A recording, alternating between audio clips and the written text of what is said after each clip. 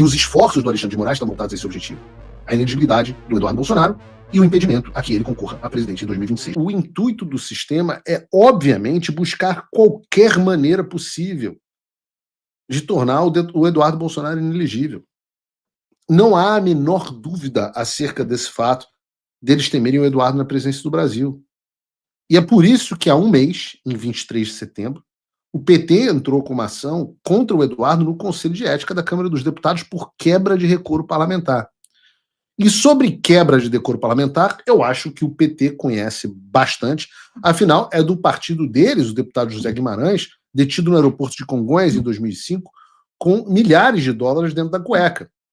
Mas, naquele momento, o PT não entendeu que aquilo seria uma quebra de decoro parlamentar. A razão apontada pelo PT é a atuação do Eduardo Bolsonaro aqui nos Estados Unidos. Segundo eles, o Eduardo tem se dedicado de forma reiterada a difamar instituições do Estado brasileiro, com especial virulência contra o Supremo Tribunal Federal e seus ministros, além de, abre aspas, buscar influenciar autoridades do governo estadunidense. Deixa eu dar uma dica a vocês. Quando alguém fala estadunidense, você pode ter certeza que é retardado. Assim, estadunidense, você está aqui o seu atestado de retardo mental. Então, influenciar a autoridade do governo estadunidense a imporem sanções contra integrantes do STF, da PGR, da Polícia Federal e represálias as investigações que envolvem seu pai, seu e correligionários. Essa, então, seria a razão pela qual o PT pediria a cassação do mandato, pediu a cassação do mandato do parlamentar Eduardo.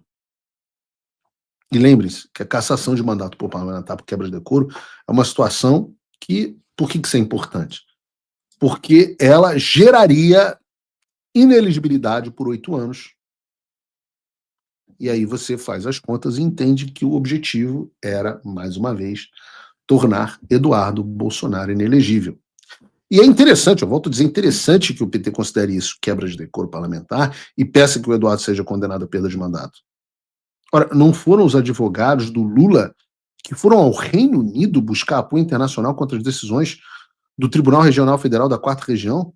Não foi o agora ministro, na época advogado do Lula, Cristiano Zanin, que acionou o Comitê de Direitos Humanos da ONU contra as decisões de um juiz federal brasileiro?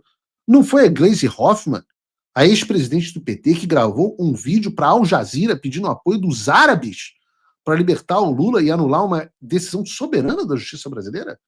Nessa época não tinha soberania, não tinha... Isso não era considerado abolição violenta do Estado de Direito. Não era coação, não era quebra de decoro parlamentar. As pessoas acham que você tem memória, que vocês nasceram ontem, que a memória das pessoas é ruim. Mas a internet lembra de tudo. E a boa notícia, tem uma boa notícia aqui, é que nós não fomos os únicos a ver o real intuito do PT. Afinal, ontem, o Conselho de Ética da Câmara arquivou o processo sobre a cassação do mandato do Eduardo por 11 votos a 7. O relator, o delegado Marcelo Freitas, defendeu o óbvio, que é legítimo que qualquer parlamentar possa se manifestar em território nacional ou estrangeiro. Os caras do PT fizeram, porque que o Eduardo não podia. O melhor de tudo é ver o Lindbergh Farinhas, chorando, num dos raros momentos do Lindbergh. Momento Lindbergh.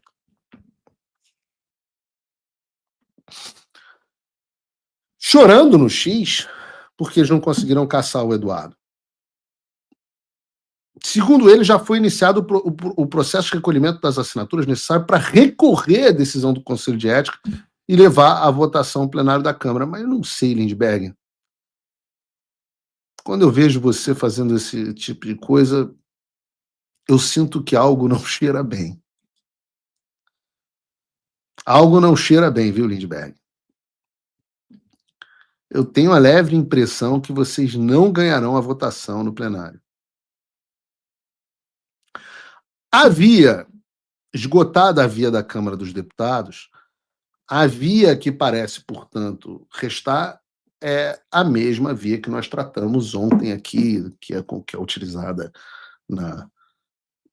França, que é utilizada na Colômbia, e a gente tratou longamente sobre isso ontem, que Bolívia, que é utilizada nos Estados Unidos, que o Christopher Landau, inclusive, citou isso, e que é utilizada no Brasil.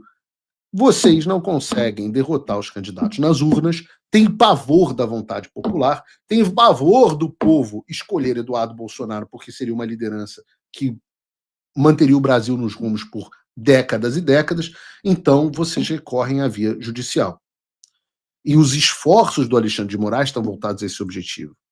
A inelegibilidade do Eduardo Bolsonaro e o impedimento a que ele concorra a presidente em 2026. Neutralizaram o pai deixou o filho como sucessor, como verdadeiro sucessor, e Alexandre está desesperado para tentar fazer isso valer. Não está bom o prognóstico, Alexandre. Não está bom o prognóstico. Pela via judiciária está difícil, porque Eduardo foi sábio e veio para os Estados Unidos, e pela via da Câmara foi para o espaço. É difícil quando... É bem mais difícil, eu sei, Alexandre, é bem mais difícil quando o seu adversário não faz acordos caracu a todo momento. Quando o seu adversário não se suicida voltando para a jurisdição do Xandaquistão para se submeter ao seu julgamento. Eu sei que é mais difícil.